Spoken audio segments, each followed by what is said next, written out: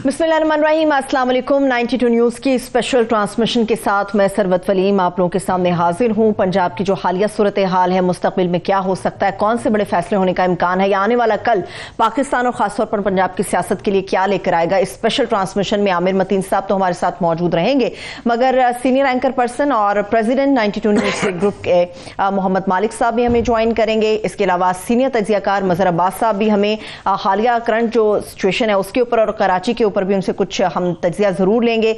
सूबाई वजीर हर पंजाब से पाकिस्तान तहरीक इंसाफ के सीनियर रहनुमा मियां असलम इकबाल साहब इस ट्रांसमिशन में हमारा साथ देंगे, और इसके साथ साथ वक्त गुजरने के साथ साथ जो मोतबर शख्सियत हमारे साथ इस ट्रांसमिशन में शामिल होती रहेगी उनका तजिया भी अपनी ट्रांसमिशन में हम शामिल करेंगे। सबसे पहले तो आमिर साहब, कल तक हम लोग ये बात कर रहे थे सूरत हाल क्या बन सकती है, नंबर्स शो किए जाएंगे, क्या होगा क्या नहीं होगा। आपको क्या लग रहा है, कितना बड़ा सरप्राइज इस वक्त पाकिस्तान तहरीक इंसाफ ने दे दिया?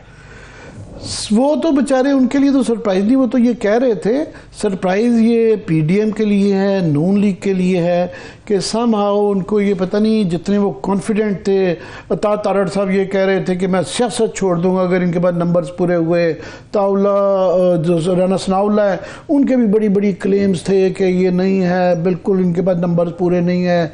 हर कोई ये कह रहा था, तो सरप्राइज उनके लिए है कि समहाउ मुझे लगता है कि उनको ये गारंटी थी कहीं तरफ से, या ये तासुर था, या कोई अंडरस्टैंडिंग थी कि सरफराज उनके साथ खड़ा होगा।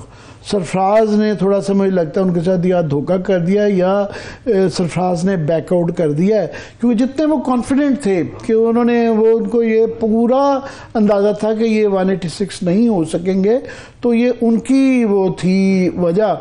क्योंकि देखे ना, कल उन्होंने कोई उनके 50 बयान बदलते रहे हैं पहले ये, फिर उन्होंने कहा आज का बाद में तहलील होने जो इलेक्शन वोट ऑफ कॉन्फिडेंस लेने के बाद राना सनाउल्लाह ने फिर नई लाइन ली। उन्होंने कहा जी ये इन्होंने दिलासे दिए हैं, कस्में खाई हैं कि परवेज़ लाई असम्बली तहलील नहीं करेंगे। फिर ये कहा जी परवेज़ लाई वो लड़ाई करेगा कि जनाब बारगेनिंग अपनी करेगा कि मुझे नेक्स्ट चीफ मिनिस्टर बनाएं। उसके बाद ये पर कहा जी परवेज़ लाई साहब जो हैं वो इनसे सीटों की बारगेनिंग कर रहे हैं, डबल सीटें मांग रहे हैं। हाँ। तो आखिर में एक चूहा निकला है इनकी बातों में, मगर ये है कि ये हो गया। अब ये बड़ी एक बचकाना किस्म की खबरें चल रही हैं कि जी उनके डबल साइन थे, फिर ये क्या वो जो है डबल राइटिंग आ गई कि जी लेटर पैड ठीक नहीं था। अब ये बचकाना बातें हैं। इसके बाद मेरा ये जो ओरिजिनल दिखाया जा रहा है, मुनिस लाई ने फिर ये वाला लेटर पैड के ऊपर जो डबल राइटिंग के बगैर लेटर भी इशू कर दिया है। हाँ। तो ये बिल्कुल एक बचकाना सी है। बस अभी ये तो समझे तहलील हो गई, अगर नहीं भी गवर्नर साहब करेंगे तो ये 48 घंटे के अंदर ये तहलील हो जाएगी। और बहुत ये कोई इस तरह की बचकाना हरकत भी करेंगे, एक दिन 1.5 दिन डिले करेंगे, जो कि मुझे लगता है इतनी बचकाना नहीं है आगे जो कर रहे हैं। बस अब है व्हाट नेक्स्ट। ये तो हो गया।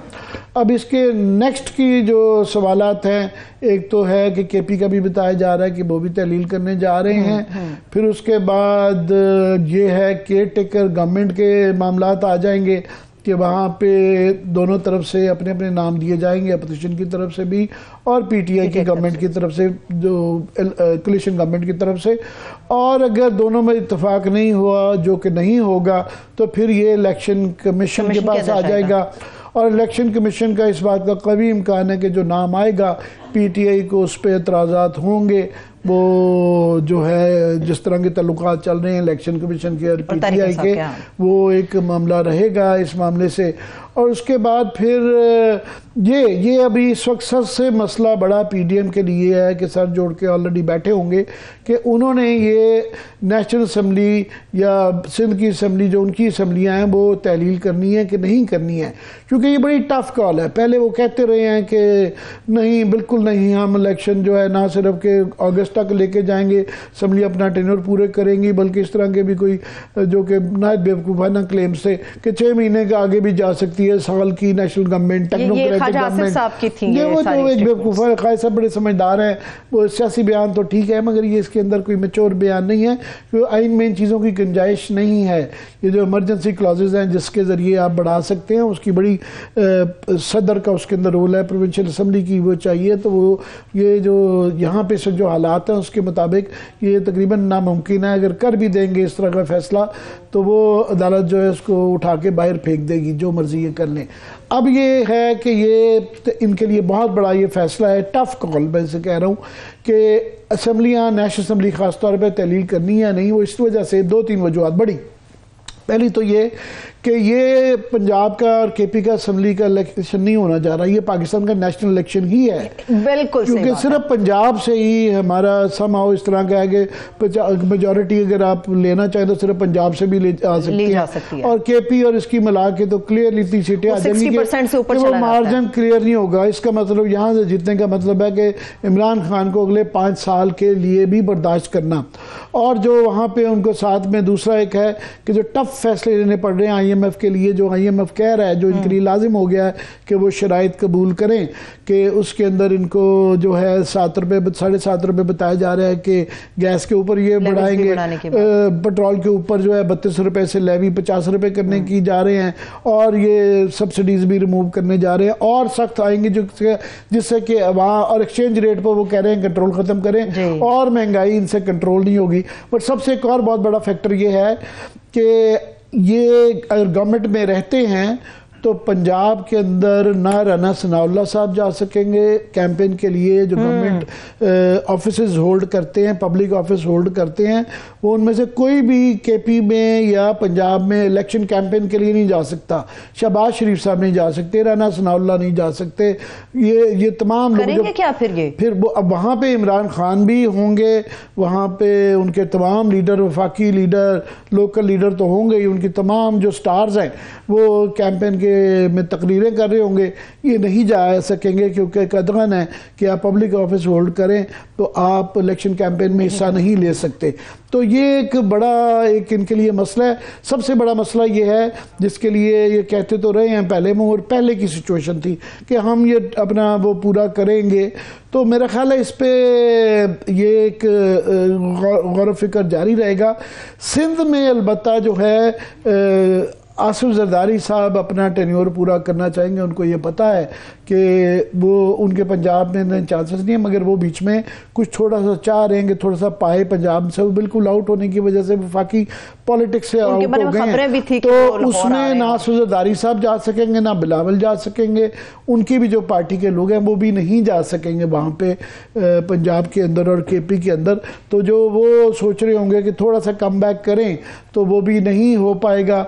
और PDM आप समझें कि यही चीज़ बाय द वे फजल रहमान साहब की पार्टी के लिए भी है, केपी के अंदर उनके स्टेक्स हैं, तो इन सबको ये सोच विचार करना पड़ेगा कि ये पंजाब के केपी के इलेक्शन नहीं है, ये आप समझें कि कौमी नेक्स्ट गवर्नमेंट के कौमी इलेक्शन। चलिए, मियां असलम इकबाल साहब भी हमारे साथ मौजूद है। Sir thank you so much, आपको भी वेलकम करेंगे 92 न्यूज़ की ट्रांसमिशन में। जी आमिर साहब। जी मियां असलम साहब, ये पहले ये तासुर ये दे रहे थे, ये जो इतना कॉन्फिडेंट थे PDM वाले कि बहुत बहुत बड़े दावे कर रहे थे, ये इतने कॉन्फिडेंट क्यों थे जबकि रिजल्ट आज जो कल आपने रात को लिया 186 नंबर कर दिए, मगर ये जरूरत से ज़्यादा जाहिर है कि इतने बच्चे नहीं हैं भाई, इनको 30-40 साल सियासत में हो गई है, पर इनका एक जो कॉन्फिडेंस था वो लगता था कि इनके पास कोई बड़ी एश्योरेंस है या गारंटी है कि ये लोग आप नंबर पूरा नहीं कर सकते। बिस्मिल्लाहिर्रहमानिर्रहीम। आमिर भाई बहुत शुक्रिया।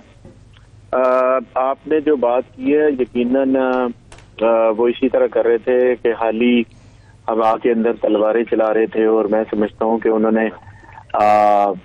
एक तूफान बर्पा किया हुआ था एक प्याली के अंदर के जनाब हम पता नहीं क्या से क्या कर जाएंगे।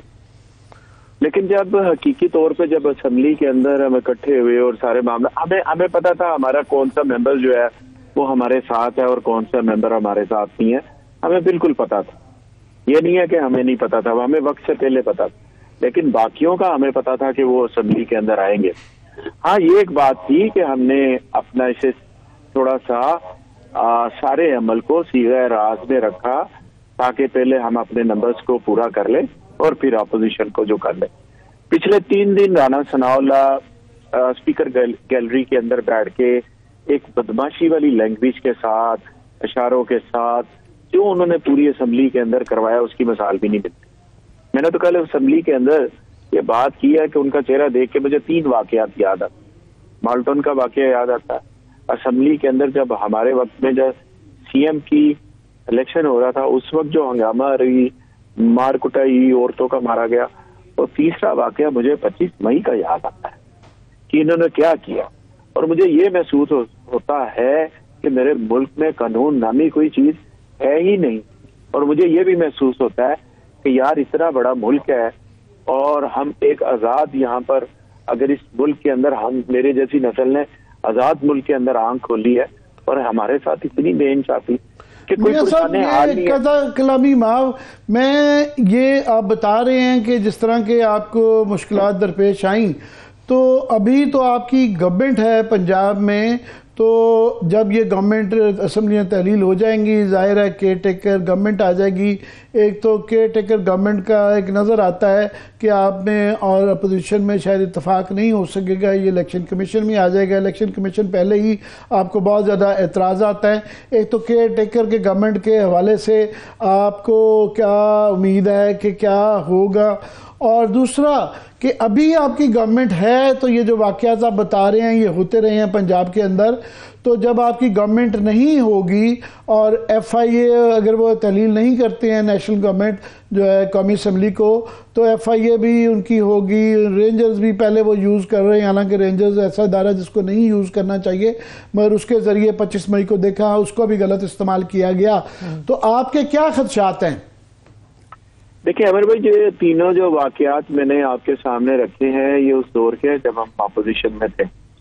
17 जून 2014 को ये वाकया हुआ, माल्टन वाला। 25 मई वाला भी हम हुकूमत में नहीं थे।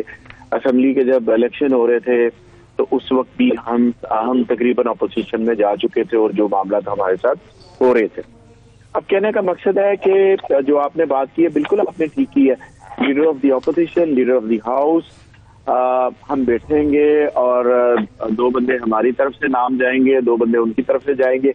हम डिसाइड नहीं कर सक रहे तो फिर ये चले जाएंगे स्पीकर के पास। स्पीकर भी 3-3 बंदों का पैनल बनाएगा और वही 2-2 नाम जो नीचे डिस्कस हुए थे उनके पास आ जाएंगे।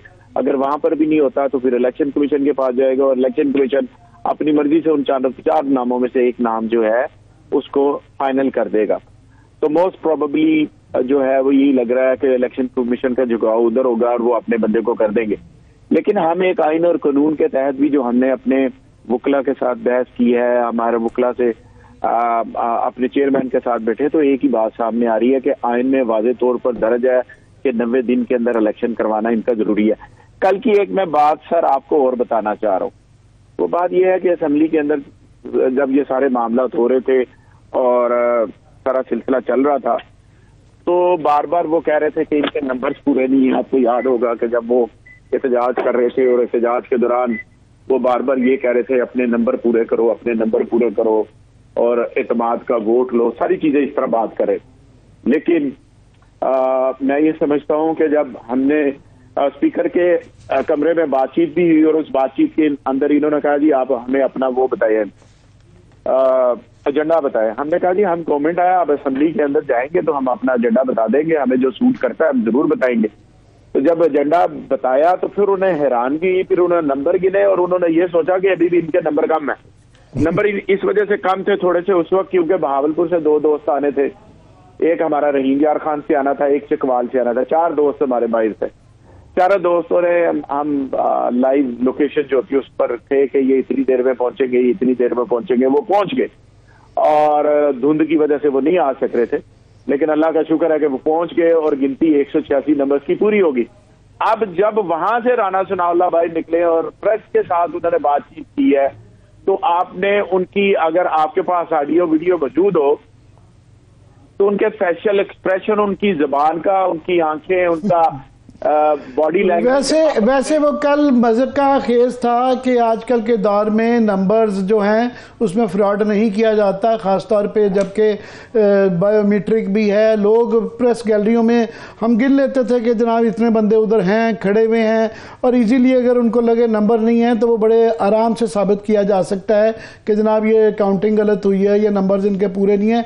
वो ये कहना कि जी हम उसको नहीं मानेंगे, बाद में करेंगे, नहायत बेवकूफ़ाना और मज़हब का खेज बात थी। सवाल मेरा ये है कि इमरान खान की तरफ से, फवाद चौधरी की तरफ से भी कुछ इस्टेब्लिशमेंट के मुतालिक थोड़े से वो एतराज़ात और ख़दशात का इजहार किया जाता है। इमरान खान ने यह कहा कि जी मेरे नाम के ऊपर रेड लाइन लगा दी गई है। तो अगर वो रेड लाइन लगी हुई थी तो ये अगर वो चाहते तो पाकिस्तान का जो माजी तारीख रही हुई है तो ये नंबर 2, 4, 5 कम होना या वो कोई इतना मुश्किल काम नहीं था उनके लिए। वो माजी में इससे बहुत बड़े नंबर भी हाल ही में हमने देखा सिंध असम्बली में, जो सिंध हाउस के अंदर जो हुआ, और पंजाब में ही आपके 20-25 बंदे जो टूट गए। तो अब आपका क्या ख्याल है कि इस्टेब्लिशमेंट जो है वो रेड लाइन आप पे खिंची हुई है या रेड लाइन थोड़ी सी पीली हो गई है? थोड़ा सा हमने भी अपनी स्ट्रेटजी के मुताबिक ये है कि जो हम करना चाह रहे थे, ये सारे सोच रहे थे कि आज इन्होंने वोट ऑफ कॉन्फिडेंस नहीं लेना। इवन सो मच सो कि हम चंद दोस्तों में जो मेरे सीनियर्स हैं इस्लामाबाद के, वो कुछ थे कुछ हम थे। हमने रात को बैठ के कुछ प्लान किया था जो कि हमारी हद तक ही महदूद था। फिर हमने असम्बली में जाके तो अपने दोस्तों यार जो हमारे कोलीग हैं सबको इकट्ठा करके जब हमारा काउंट पूरा हो गया तो फिर हमने कहा जी आज ही हम इसका वोट ऑफ कॉन्फिडेंस लेंगे। मैं ये समझ रहा हूँ कि उनको हमारी स्ट्रेटजी समझ नहीं आई। अगर उनको स्ट्रेटजी समझ आ जाती तो शायद जो अपोजिशन है और जो फेडरल मिनिस्टर रोज़ाना 3 दिन उधर आके स्पीकर गैलरी के अंदर बैठते रहे, शायद वो दाएं बाएं से कलवा के कुछ मेंबर्स को, एक आध को मेंबर को रोक लेते तो 186 से कम एक मेंबर भी हो जाता। लेकिन उनको हमारी स्ट्रेटजी बेसिकली वो ओवर कॉन्फिडेंट थे और शायद वो रिलाय किसी और जगह पर कर रहे कि सीनियर तज्जियाकार, सीनियर एंकर पर्सन और प्रेसिडेंट है 92 न्यूज ग्रुप के मोहम्मद मालिक साहब, उन्होंने भी ज्वाइन किया। सर आपको भी हम वेलकम करते हैं, प्लीज कंटिन्यू कीजिए। जी मालिक, मैं अगर मियां साहब आपकी तरफ दोबारा भी वापस आते हैं कि मियां साहब की बातों से ये लग रहा है कि इन्होंने सरफराज को भी धोखा दे दिया कि सरफराज के एस्टिमेट ये हैं, और जितने वो कॉन्फिडेंट नजर आ रहे थे वो लोग, कि उनको ये तासुर वो दे रहे थे कि उनको अंडरस्टैंडिंग है या उनको ये बहुत ज़्यादा बताया गया है कि आपके नंबर्स वो पूरे हैं। जिस तरीके के दावे कि जिस तरह तारड़ कह रहे थे मैं तो सियासत ही छोड़ दूंगा। तो क्या वाकई ये इन्होंने सरफराज को धोखा दे दिया या सरफराज का मूड चेंज हो गया है, वो जो लाल लाइन थी वो पीली हो गई है? नहीं, I don't think Lal line अगर इफेक्टिवली जैसे आप कह रहे हैं हमें, अगर लाल लाइन इस वक्त एक्टिव हुई होती तो रिजल्ट इतना क्लोज था कि बड़े आराम से मैनेज हो सकता था। डिसरप्शन मेरा ख्याल है कि बड़ी, मुझे तो कुछ और नजर आता है। मुझे तो लगता है कि शायद इस वक्त इस्टेब्लिशमेंट ने बिल्कुल अपना हाथ खींचा हुआ और वो कह रहे हैं कि ठीक है, पहले जितना पॉलिटिशियंस ने मिस डालना है, कॉम्प्लिकेशंस डालनी है डालें, ताकि अगर कल को हमने कहीं पे रोल प्ले करने की जरूरत हुई तो लोग खुद कह रहे हो कि जी आए आगे रिजॉल्व करें, जी ये स्टेलमेट हो गया, मुल्क कैसे चलेगा, ब्ला ब्ला। क्योंकि जितना रगड़ा पड़ गया है इंस्टीट्यूशन को और बाजवा साहब को, उसके बाद they would not like to come just like that. क्योंकि ये नहीं है कि इस्टेब्लिशमेंट कहीं पे मेडल नहीं कर रही। आज जो कराची में हुआ है, क्या वो इस्टेब्लिशमेंट के बगैर हुआ है? क्या कामरान के स्टोरी ऐसे गवर्नर लग गए थे? वो गवर्नर लगाए गए, एक पर्टिकुलर एजेंडा था। पहले 2018 में एमसीएम तोड़ी गई फॉर अ पर्टिकुलर ऑब्जेक्टिव, अब पीटीआई के खिलाफ जोड़ी भी जा रही है। तो चीजें हो रही हैं डिफरेंट सर्कल्स में, हर वक्त हर जगह हर कोई इन्वॉल्व नहीं होता। इस टाइम पे मुझे एक बात बताएं कि इस टाइम पे अगर एस्टैब्लिशमेंट इन्वॉल्व होती और ये अभी वोट ऑफ कॉन्फिडेंस रुक भी जाता तो क्या होता? लॉन्ग टर्म में क्या होता? ये बाद में दोबारा फिर होता। वोट ऑफ नो कॉन्फिडेंस तो गेम हो नहीं सकती अभी। तो वोट ऑफ कॉन्फिडेंस अगर इलेक्शन हो भी जाएगा तो इट क्रिएट्स अ फर्दर एक नया सर्कल बन जाएगा ना, जिसके अंदर इन्वॉल्वमेंट होंगी।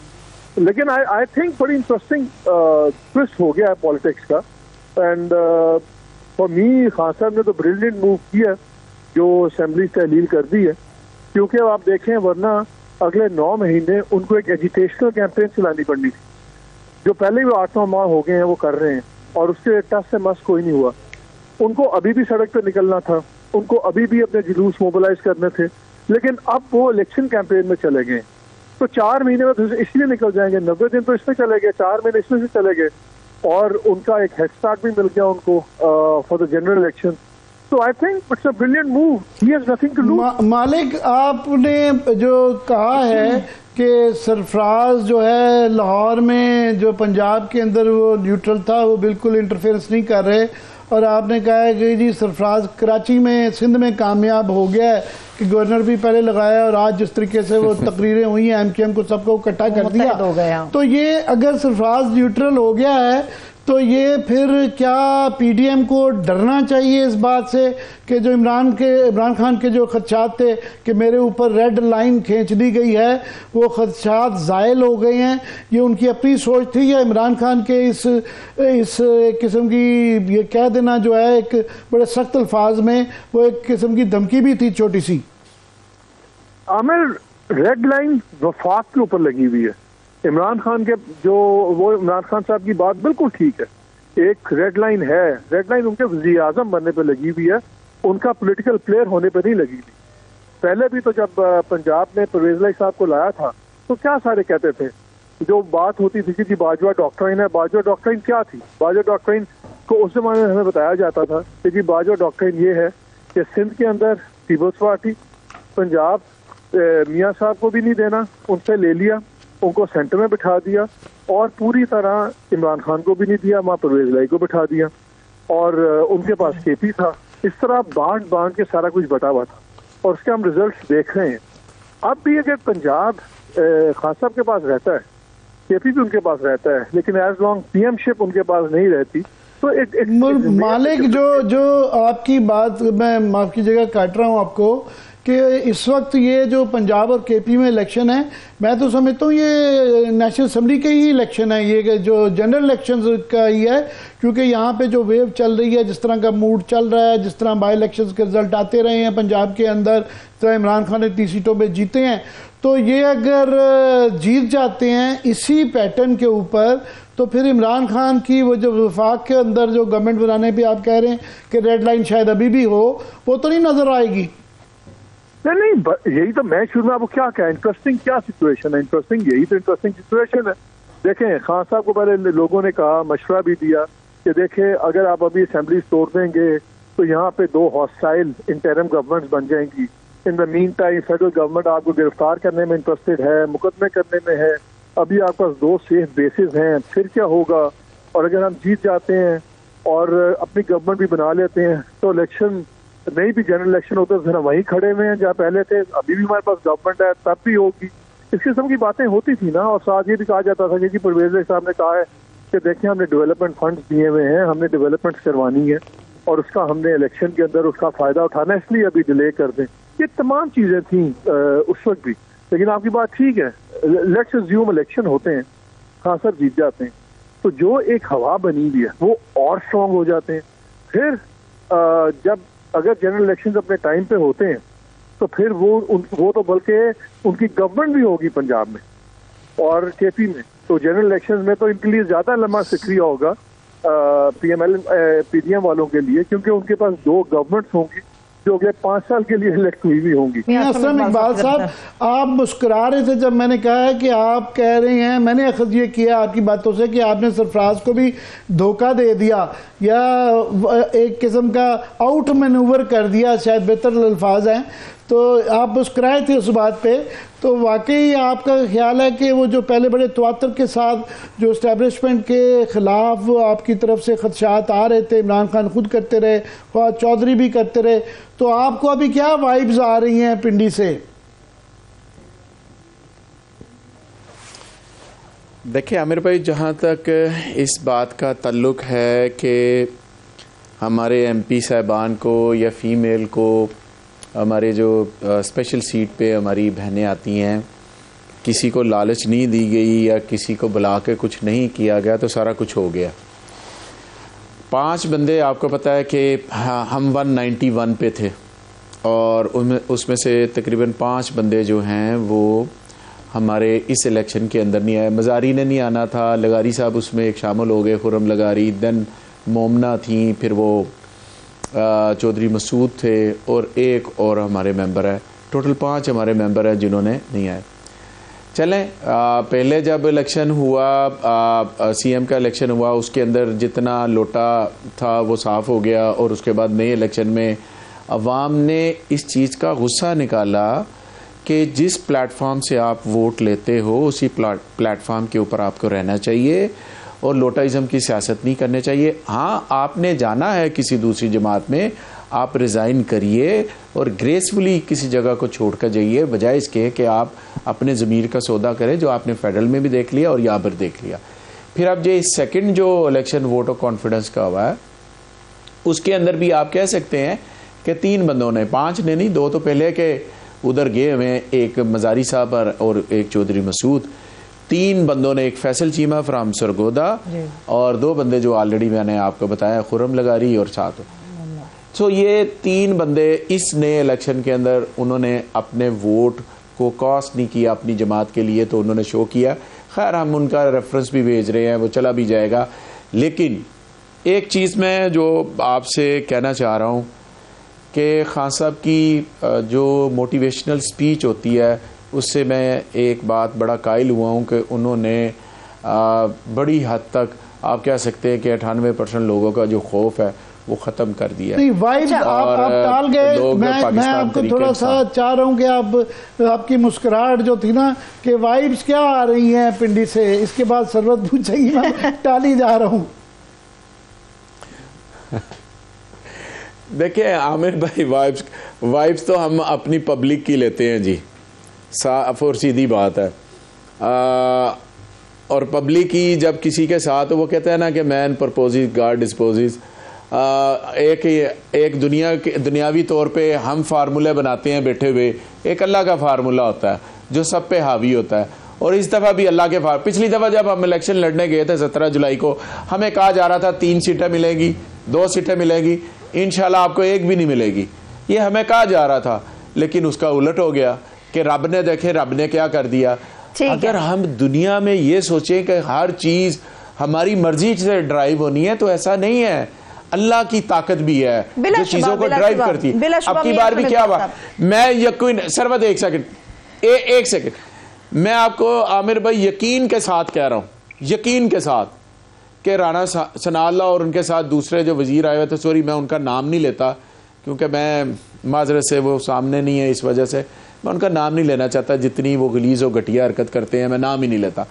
उन्हें इस हद तक यकीन था दूसरे बाजुओं पर कि इनके मेंबर पूरे हो ही नहीं सकते, और जो जरदारी ने आके यहाँ पर मेला मवेशियां लगाया हुआ था, उसके मुताबिक वो सोच चुके थे कि हो ही नहीं सकता। फिर अल्लाह ने पूरे कर दिए मेंबर्स, और कल इलेक्शन भी हो गया।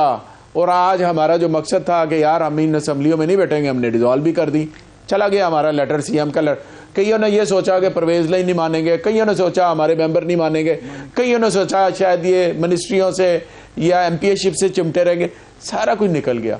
मैं सिर्फ एक बात कहना चाह रहा हूँ सर, हम मुहिब्बे वतन लोग हैं सर, हमें अपने मुल्क से प्यार है, इस मुल्क ने इज्जत दी है, इस शहर ने इज्जत दी है।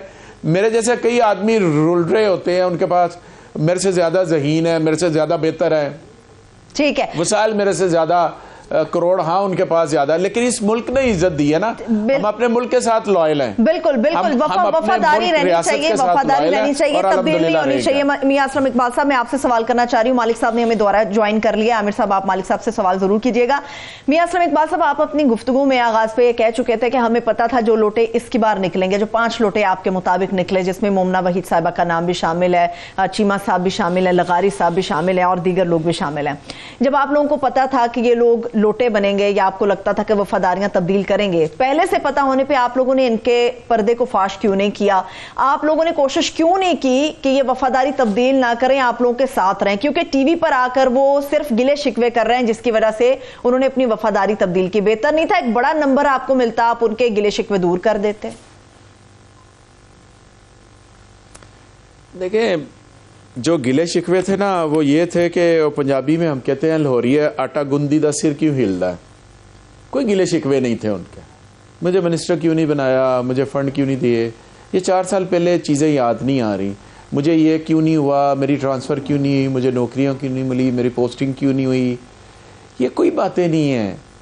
बात ये है पार्टी को ज़रूरत है आपकी, आप पार्टी के वोट से अगर आए हो तो पार्टी को आपकी ज़रूरत है, या आपने पार्टी ज्वाइन कर ली थी तो आप सोच समझ के करते कि मैं पार्टी ज्वाइन कर रहा हूँ, मैं सारा सिलसिला कर रहा हूँ। तो ये चीज़ें करना उस मौके के ऊपर कि जनाब मुझे परवेज़ लाई पसंद नहीं है तो मुझे मियाँ असलम इकबाल पसंद नहीं है तो मुझे खान पसंद नहीं है, ये उस वक्त बातें नहीं होती। ये पार्टी की दूसरी बात जो आपने फरमाई है, हमें पता था, हमें बिल्कुल पता था। हमने जो अपनी स्ट्रेटजी रखी, हमने अपने एक मिनिस्टर को, रीजनल प्रेसिडेंट को साथ अटैच किया, कोऑर्डिनेटर लगाया और हर बंदे को जो डिवीजन लेवल के ऊपर अपने आप को हमने डील किया। और मैं समझता हूं कि वो बेहतरीन स्ट्रेटजी थी। आपकी स्ट्रेटजी जो जीत जाए तो वो अच्छी ही होती है। खबर अनाउंस करने खबर ये है कि जो समरी भेजी गई थी वज़ीर आला परवेज़ इलाही साहब की तरफ से असेंबली को तहलील के हवाले से, वो इस वक्त गवर्नर हाउस को मौसूल हो चुकी है। ये हमारे ज़राए ये खबर दे रहे हैं, मुसद्दिका खबर है कि गवर्नर हाउस को जो समरी भेजी गई थी उनकी तरफ से तस्दीक कर दी गई है कि वो उन्हें मौसूल हो गई है। जी प्लीज आमिर। जी, ये इसलिए भी इम्पोर्टेंट था कि गैर जरूरी बचकाना सा बहाम क्रिएट किया जा रहा था कि जी वो लेटर पैड पे नहीं है और वो डबल राइटिंग हुई भी है। वो मेरा ख्याल अब प्रॉपर करके उनको भेज दिया गया, या पहले ही शायद झूठी खबर थी। मालिक साहब, मैं आपसे बात करना चाह रहा हूँ कि आपका बड़ा कंसिस्टेंट एक स्टांस रहा है कि ये आखिरी वक्त तक ये जो है असम्बलियाँ नहीं किसी सूरत में भी कौमी असम्बली डिज़ोल्व करेंगे, और बल्कि आप यहाँ तक भी कल कह रहे थे कि 6 महीने आगे भी जा सकता है। अब जो है यकसर हालात जो बदल गए हैं, तो आप क्या अभी भी अपने इस पे कायम है? मैं 2 चीज़ इसमें इंपॉर्टेंट ऐड कर दूं। एक ये है कि ये कौमी असम्बली का इलेक्शन है, अगर ये हार जाते हैं तो Imran Khan is there for another 5 years। 2, आपके आने से पहले हम बात कर रहे थे कि अगर ये नहीं तहलील करते कौमी असम्बली तो इनके जो स्टार्स हैं, फॉर एग्जांपल शहबाज शरीफ साहब, ये तमाम वफाकी गवर्नमेंट जो है पीपल्स पार्टी की भी और यहाँ की भी, ये कैंपेन नहीं पंजाब और केपी में कर सकेंगे, जबकि वहाँ पे इमरान खान से लेके असद उमर से लेके तमाम स्टालवार्ड्स मियाँ असलम इकबाल साहब के साथ कैंपेन कर रहे होंगे। ये इंपॉर्टेंट कंसिडरेशन है। डू यू थिंक इस वक्त वहाँ पे सोच विचार चल रहा है बड़ा सीरियसली? मैं जो कह रहा हूँ, मैं तो उस बेसिस पे कह रहा हूँ जितना इनकी जो सीनियर मोस्ट लोग हैं जो प्राइवेटली हमारे से बात करते हुए कहते हैं, और उनकी बात में यकीन इसलिए आता है क्योंकि उनकी बात में वजन ये है कि अभी इस माहौल में अगर इलेक्शन में जाते हैं तो ये शॉर्ट डेथ है। एक होता है कि आपको मौत अभी नजर आ रही है, एक आपको होता है कि यार शायद कि 8 महीने बाद थोड़ी सी तबीयत बेहतर हो जाए, सुना एक नया ड्रग बन रहा है, एक्सपेरिमेंटल ड्रग ले लो, शायद जिंदगी बच जाए। इस वक्त तो they can't afford to go into election, सीधी सी बात है। देखें, उनके आते हुए उनकी 2-3 प्रायोरिटीज थी। उन्होंने अपने मुकदमे खत्म करवाने थे, नैब लॉ चेंज करना था, ईवीएम का लॉ चेंज करना था, उन्होंने वो कर लिया। उन्होंने अपने केसेस खत्म कर लिए। तो उन्होंने पहले तो अपनी जो प्रोटेक्शन थी ना जाती, अपने खानदानों की, अपनी फिजिकल प्रोटेक्शन, पहले तो उन्होंने वो ऑब्जेक्टिव अचीव कर लिया। वो पहले 2 महीने का उनका एजेंडा था, वो थोड़ा सा लंबा हो गया, 3-4 महीने को लग गए, वो उन्होंने कर लिया। अब वो सेकंड है कि अब हम आगे फ्यूचर में पॉलिटिक्स कैसी करें। अभी तो जितने सख्त इकदाम उठाए हैं, जितने आगे उठाने हैं, इस वक्त तो उनके पास है ही नहीं ना कोई सौदा बेचने के लिए, और उनके पास फ्रैंकली अक्टूबर तक भी कोई सौदा नहीं है। जो मैं कहता हूँ ना कि सीरियसली, और वो सीरियसली कंसिडर कर रहे हैं चीज़ों को कि किसी भी कीमत पे 6 माह हमें और मिल जाएं तो फिर हमारे पास कम अज कम कोई 12-14 महीने होंगे कि हम कुछ शायद कुछ बेहतरी हो जाए। और इन द मीन टाइम वो सिर्फ अपना ये नहीं देख रहे, वो ये भी देख रहे हैं कि देखें हमने पूरा जोर लगाया हुआ है, अगर इन द मीन टाइम खासा को हम डिस्क्वालीफाई 1-2 केसेस में करवा ले, अगर कन्विक्शन हो जाए और 62-63 वगैरह में हो जाए तो फिर पीटीआई के अंदर एक क्राइसिस होगा कि जी क्या खान साहब ऐसी किसी गवर्नमेंट में किसी और को वजीर आजम बनाएंगे अगर वो जनरल इलेक्शन भी जीत जाते हैं, बिकॉज अगर 2/3 नहीं है और वो डिस्क्वालीफाई है, क्या वो बनाएंगे किसी और को? इनका ख्याल है कि वो नहीं बनाएंगे, but I am not surprise, Khan साहब बना भी देंगे, वो तो इनको तो रगड़ देंगे ना, जो भी है। लेकिन ये तमाम सोचें हैं जो वहां पे चल रही हैं, ये सारी एग्जिस्टेंशियल थ्रेट्स हैं उनको, इसलिए उनको कोई जल्दी नहीं है। जैसा आज भी मेरी बात हो रही थी जब ये डिसॉल्व हुआ, और मलिक अहमद बात कर रहे थे, ऑफ द रिकॉर्ड भी इनके लोग यही बात कह रहे हैं वो कहते हैं हो जाए जी 2 इलेक्शन चले, हमारे तो अभी भी इन्हीं की गवर्नमेंट है, वहाँ दोबारा इनकी गवर्नमेंट आ जाएगी। मैंने कहा वो 5 साल के लिए होगी, उनका हमें क्या फर्क पड़ता है, 5 साल के लिए हो 10 साल के लिए हो, इलेक्शन के वक्त तो अभी भी इनकी गवर्नमेंट ही रहनी थी ना। तो अगर अभी भी हमें कोई they don't have to be out of power, तो वो जब आप कोई चीज को सर्टन एंगल से देखना चाहते हैं तो फिर आप देखते हैं, आप उसमें अपनी। मैं आपका प्रोग्राम मालिक देख रहा था, मलिक अहमद खान ने ये कहा कि जनाब ये जो इलेक्शन इस सूरत में होंगे, इतना ज्यादा आपस में जब ये कन्फ्रंटेशनल एटमॉस्फेयर है, और वो ये कह रहे थे कि मुतनाज़ा इलेक्शन होंगे, और वो जबकि मैं आमिर एक और चीज भी मैं बताऊँ, जब इलेक्शन एनालाइज करते हैं तो वो कहते हैं देखें जी अगर इतनी वन साइडेड इलेक्शन थे तो ये वो फैसलाबाद में अमजद शेर अली से ये सिर्फ 5000 वोट से क्यों जीते, फलाने से ये सिर्फ 7000 वोट से जीते हैं, हालांकि इमरान खान उसके सामने कैंडिडेट थे। तो इमरान खान जब सारी सीटों पर लड़ेंगे तो इमरान खान का ज़ाहिर है इनको तो बहुत बड़े मार्जिन से जीतना चाहिए था, नहीं जीते, इसका मतलब हमारा वोट इंटैक्ट है। फिर वो कहते हैं देखें जी हम गवर्नमेंट में थे, जब इमरान खान गवर्नमेंट में थे ये सारे बाईपोल हार रहे थे, अब हम गवर्नमेंट में आए तो हम हार रहे हैं, इसमें कौन सी नई बात है। तो हर एक का अपनी मर्जी का एनालिसिस करने को तो हम नहीं रोक सकते ना, हर कोई अपनी स्ट्रॉन्ग पॉइंट उसमें देखता है। फिर वो कहते हैं यहाँ तो चले 12 इमरान खान साहब 8 जगह खड़े हुए थे, जनरल इलेक्शन में तो खान साहब 300 जगह नहीं खड़े होंगे, तो लोकल पॉलिटिक्स आएगी, सब कुछ आएगा। और फ्रैंकली अब जो कल जो डिजास्टर हुआ है इनकी जो प्लानिंग बहुत अच्छी थी पीटीआई की। At the same time PMLN में देखें वहां तो अंदर लड़ाइयां पड़ी हुई, ना मरियम यहाँ थी, ना हमजा थे, ना वो इन्वॉल्व था, ना वो था, मियाँ साहब बान वहाँ पे वो विरासत की जंग चल रही है। मरियम को सीनियर वाइस प्रेसिडेंट बना दिया, सारी ऑर्गेनाइजेशन मरियम को दे दी है, उन्होंने खड़कारे शुरू कर दिए बंदे हमजा वाले। वो तो that party is in a disorder right now. और पंजाब के अंदर ये पीडीएम वर्सेस पीटीआई नहीं है, PML versus PMLN versus PTI है। तो अगर पीटीआई जितना स्ट्रॉन्ग इमरान खान लेके पॉलिटिक्स को चल रहे हैं, उनके सामने अगर पीएमएलएन आएगी जिसकी अपनी लड़ाइयां नहीं खत्म हो रही, वो तो पिटेंगे, चलिए मैं मालिक साहब मुझे ब्रेक की तरफ अभी जाना है, जब ब्रेक से हम वापस आएंगे अब तक जो हुआ उसके ऊपर तो बात होगी, आने वाला कल क्या लेकर आएगा, खासतौर पर खैबर पख्तूनख्वा की असम्बली के हवाले से और नेशनल असम्बली के हवाले से क्या इस्तीफे मंजूर होंगे या नहीं होंगे, इसके ऊपर हमारे मेहमान हमारे साथ मौजूद रहेंगे। Stay with us. ब्रेक के बाद एक बार फिर से आपको 92 न्यूज़ की स्पेशल ट्रांसमिशन में हम वेलकम करते हैं। इस वक्त सीनियर तज्ज़ियाकार औरिया मकबूल जान साहब ने भी हमें ज्वाइन किया। Sir thank you so much आपके वक्त के लिए। औरिया मकबूल जान साहब आपकी तरफ ही आती हूँ, इस वक्त जो आगे की सूरत हाल बनती नजर आ रही है, अगर पंजाब और खैबर पख्तूनख्वा के अंदर असेंबली के अंदर ये इंतखाब हो जाता है तो पूरे पाकिस्तान का ये 60% है, 40% बाकी ये रह जाता है कि अगर नेशनल असेंबली से इस्तीफों को मंजूर कर लिया जाए। जाहिर सी बात है नून लीग या पीडीएम जानते बूझते तो खुदकुशी नहीं करेगी, क्योंकि इनके पास बेचने के लिए, अवाम के पास जाने के लिए कुछ भी नहीं है। तो फिर तहरीक इंसाफ के पास ऑप्शन क्या है, क्योंकि आखिरी रुकावट यह है जिसे अबूर करना लाजिम है। देखिए 2-3 चीजें जो है, 2-3 जो सिनेरियोस को जरा देख लें। पहली बात यह है कि प्रोविंशियल असेंबली के जो इलेक्शन होंगे ये 5 साल के लिए होंगे, और जब ये 5 साल के इलेक्शंस होंगे तो किसी तौर पर भी अगले जनरल इलेक्शंस के लिए यहाँ केयर टेकर गवर्नमेंट नहीं बन सकती, क्योंकि प्रोविंशियल गवर्नमेंट मौजूद होगी। और अगर ये प्रोविंशियल गवर्नमेंट पीटीआई की है तो ये बहुत बड़ा ऑड सूरत हाल होगी। एक दूसरी बात जो होती है कि प्रोविंशियल असेंबली के जो नीचे के दोनों उम्मीदवार होते हैं उनकी बुनियाद पे एक कौमी असेंबली का उम्मीदवार जो है वो हल्का बंदी करता है, जो जोड़ तोड़ करता है, उसकी बुनियाद पे वो इलेक्शन लड़ता है। तो दूसरी बात यह है कि उस दौरान में जब ये असेंबली यहां पर बैठी होगी या हुकूमत यहां पर बैठी होगी तो पीडीएम के लिए मजीद इलेक्शन के अंदर कूदना जाए वो बहुत मुश्किल हो जाएगा इन दो कम अज कम असेंबलियों के अंदर, केपीके और ये 62% पाकिस्तान बन जाता है।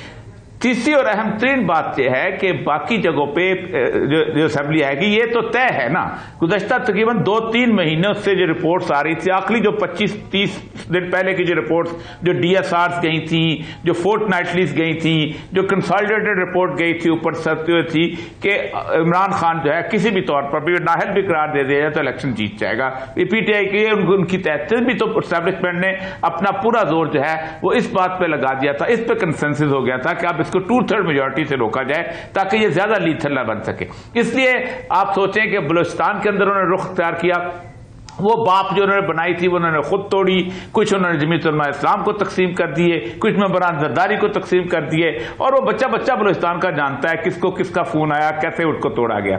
फिर उसके बाद उन्होंने कराची की जो 18 और 3 हैदराबाद की मिला के 21 सीटों के बारे में सोचा कि अगर इनको भी अलग कर लिया जाए, तो पंजाब और KPK में उन्होंने बुनियादी तौर पर एक किस्म का दिल छोड़ दिया था।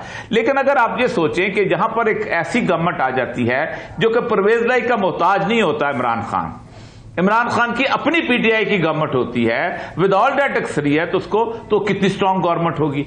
KPK और पंजाब अगर इकट्ठे हो जाते हैं तो ये एनसर्कल करते हैं आपकी फेडरल गवर्नमेंट को, और एनसर्कल करने का मतलब ये होता है कि आप तो बिल्कुल महदूद हो गए ना, आपका इख्तियार जो है वो जो कहा करते थे ना अपना शाह आलम सानी के बारे में कि शाह आलम दिल्ली तक पालम, कि पालम तक उसकी, पालम एयरपोर्ट तक जहां बना दिल्ली का, वहां तक उसकी हुकूमत होती, वहां तक रह जाती है। तो प्रोविंशियल गवर्नमेंट के उसके कॉन्स्टिट्यूशन के इख्तियारात के साथ से पढ़े तो वो जो है वो तो इसके अलावा प्रोविंशियल गवर्नमेंट, फेडरल गवर्नमेंट कुछ नहीं कर सकती। फेडरल गवर्नमेंट ने, आप देखें हम दादा करें, फेडरल गवर्नमेंट ने बदनामियां ही उठानी होती हैं। लॉ एंड ऑर्डर नीचे का मसला है, बस बदनामी फेडरल गवर्नमेंट उठाएगी किसी न किसी से, और हेल्थ का, एजुकेशन का, ये सारे सेक्टर पर प्रोविंशियल गवर्नमेंट के होते हैं। लेकिन चूंकि मीडिया है, बाकी चीजें हैं, तो असल मसला ये है कि ये इतने बड़े क्राइसिस के अंदर डाल दिया है उन्होंने इमरान खान साहब। ये उनकी बहुत बड़ी होती कि वो नहीं करेंगे। लेकिन मैंने 1-1.5 महीने पहले कहा था कि परवेज लाई और इमरान खान साहब की जो एक अंडरस्टैंडिंग हुई है वो ये हुई है कि परवेज लाई साहब ने कहा है कि आप हमें सुनाते जाएं, हम बहुत सुनने को तैयार हैं, लेकिन 1-1.5 महीना ले लें। ठीक है, और साहब, लेकिन आपकी बातों के बाद आमिर साहब ये कहा जाता है कि एक सूरत, ठीक है आमिर साहब, मौर्य साहब की गुफ्तगू जो सुनी आपने, मैंने एक चीज और भी तय है, क्योंकि नवाज शरीफ साहब ने ये कहा था कि जब तक पंजाब के अंदर तहरीक इंसाफ की गवर्नमेंट है वो नहीं आ सकते, वो आ ही नहीं सकते थे।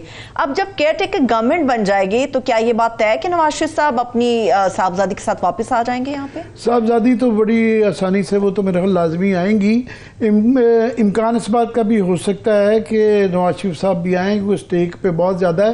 पहले उनका एतराज़ ये था कि परवेज लाई की हुकूमत के होते हुए या PTI की कोalition गवर्नमेंट के होते हुए, क्योंकि उनको बहरहाल कम अज़ कम कुछ हफ्ते जो है जेल में, अगर बहुत भी अदालतें लीनियंट हों, रहना पड़ता था।